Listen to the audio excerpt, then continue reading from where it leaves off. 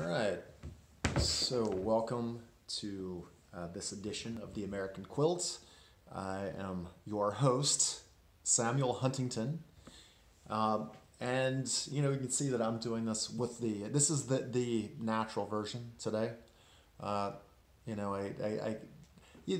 setting for this little podcast isn't exactly too visually stimulating, so I said, why put the addition of fluorescent lighting in it to boot too? So anyway, I've just one of the things that has been on my mind recently is to do an episode on the climate here in the Midwest. I spoke via email with a friend of mine over the Thanksgiving holiday weekend out in California, and she was saying that one of her major concerns right now is the environment and what that is going to mean for the future generation, which is growing up, and that is I think that all of us are kind of beyond the point of thinking like, oh, that's that is like a pie in the sky down the road, not our problem to deal with, kind of a thing. When you see that a state as abundant as California, with 40 million people in it, which is kind of a nation state unto itself. When you see that a state like that with those kind of resources can't really wrap their arms around an environmental problem, that the scope of the environmental problem may undo the whole state itself, you realize that this is no small thing. I can tell you that when you hear, as somebody that's lived in Southern California for 13 years, and with that said, most of that time spent in a very idealistic urban environment, that was, where we weren't thinking too much about, the outside world, what was going on, around us. If there can be fires, that are happening, in urban settings, like LA, if a fire can get started in a place like 1,000 Oaks, or 1,000 Oaks and not be able to be contained, it is a problem. Because what we're talking about, like 1,000 Oaks is not, it is not a land full of open fields and and trees and, miles and miles of agricultural land. No, it is suburbia. You're talking about miles and miles and miles of condos, nice, attractive condos. But I mean, you're talking about sidewalk and asphalt and manicured lawns and, a convenience store on the corner, next to the Starbucks, next to the drugstore, next to the McDonald's, at every interstate exit, on the freeway, with freeways going both north and south and east and west. So I guess what I'm saying is that, when that problem comes to you, when that problem comes to you and your little, your kind of isolated, not me, not happening here, not anytime soon. Yeah, well, when it happens to you, that, really is a game changer. And so it is the big thing. And, this is the statistic. The state of California spent $788 million in the year 2017 fighting fires. So let's forget about this federal response, blah, blah, blah. How many states have a $700 million economy? Let's start with that. I, guys, I mean, very few. We don't even have to get on Wikipedia to look this one up. We know that there are probably 10 states in the country that may have that kind of GDP. So, what we're saying is that when, the most abundant state in the country could easily go belly up because of this environmental crisis. I mean, we don't know what the estimates are for this year, but this is going to be the third year that an awful lot of the resources have not been put, into the commons. Have not been put into having a better, more efficient government, having more local resources, inside communities, being able to protect the elderly and the disadvantaged or the young people. There is a massive affordable housing problem going on in that state. I mean, what ends up happening when you're just dealing with crises is that these other slow-moving crises just get kicked down the road. And what I see is that old saying that I don't know when, but change is going to come. I mean, change is going to come, and it's going to take people by storm, because insurance companies are in the business of making money.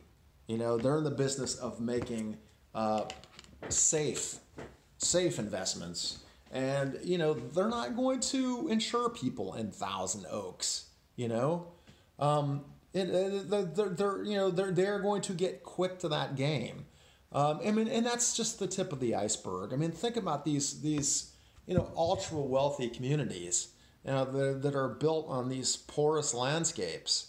I mean, yeah, would you want to be insuring a home in Malibu? I mean, or think about that. If you actually have the resources to construct that kind of a home, I mean, why do it there?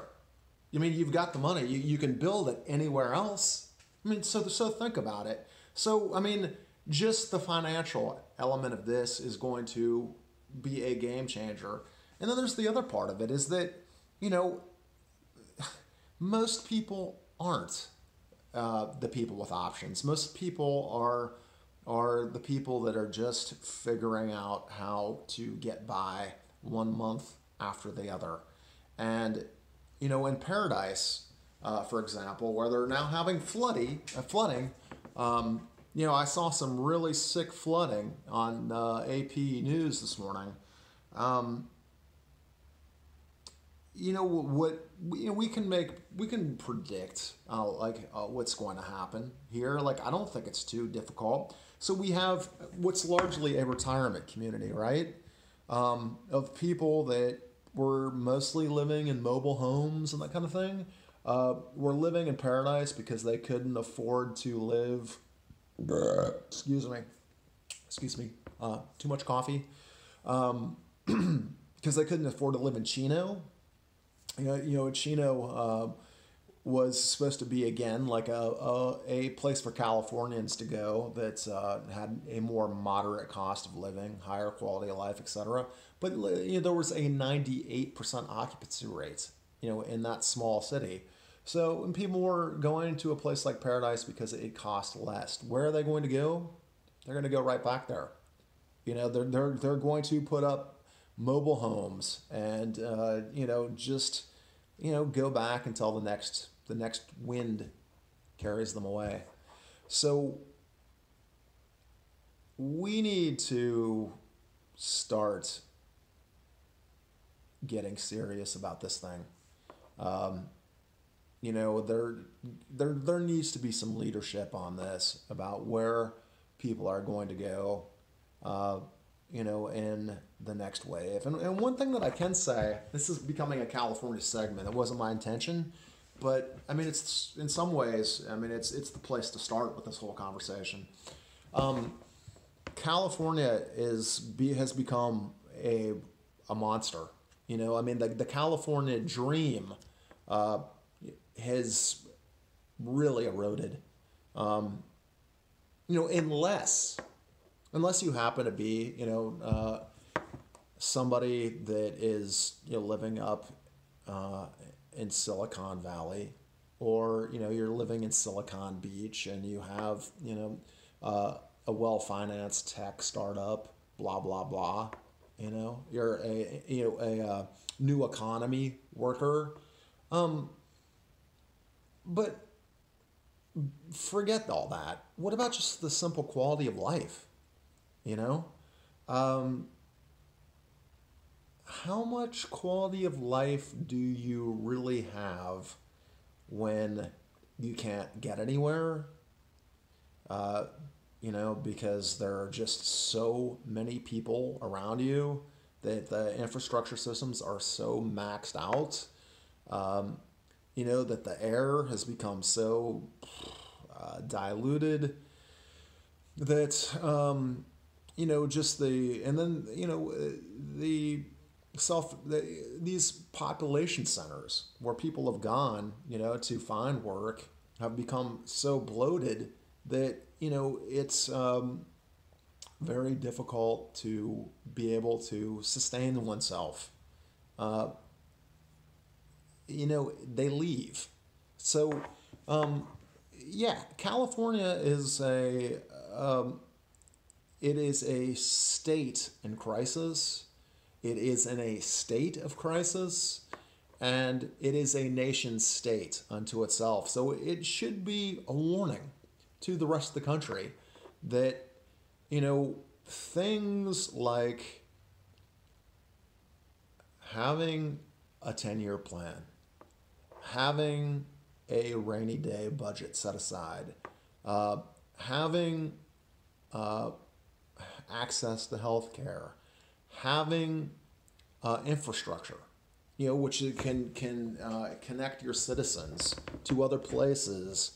Um, Having these things is not a luxury; it's essential. Planning is on you.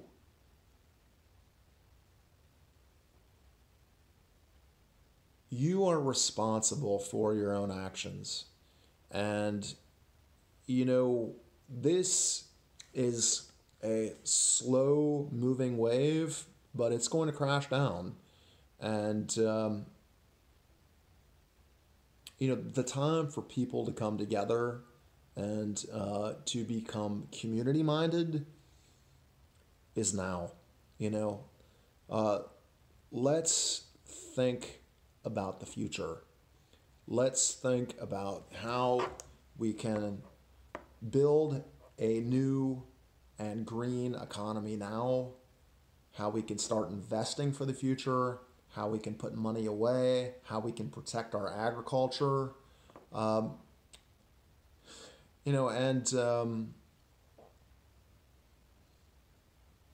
and how we can build the next wave of prosperity for the 21st century, which is going to involve more people. Because if we don't, I think where we're headed is to the abyss. All right, so that's all that I have time for today. But I hope that that's some food for thought for you. And what I would encourage you guys to do is to get online and um, check out the climate science report, which was just issued, for the United States, but particularly for your region. Okay, thanks, guys. Ta ta.